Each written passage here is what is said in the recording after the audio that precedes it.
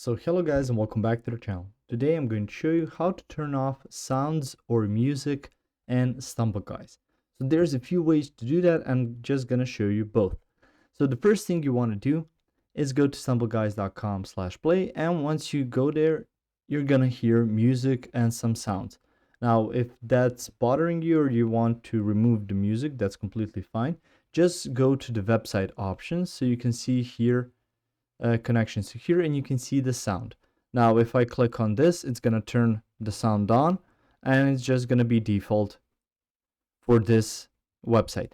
Now that's from the website's point of view. If you want to do that within this application, you can go and do that. Click on this gear icon, which will be for settings.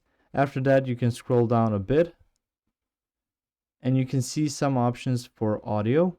So click on that. Once you click on audio, you can just take this and go all the way to the left for SFX or effects volume as well as music volume. Just bring it all the way down so the music and sounds don't give you that much bother once you're playing the game. If you wish to revert that, just swipe it all the way to the right and make sure that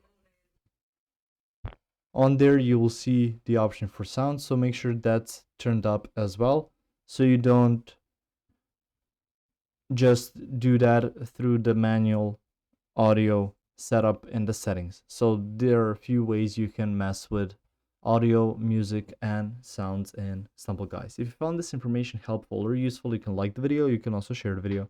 You can subscribe to the channel and click the notification bell to get notified about new videos on StumbleGuys or some other topics you might enjoy as well. See you guys in the next video. Goodbye.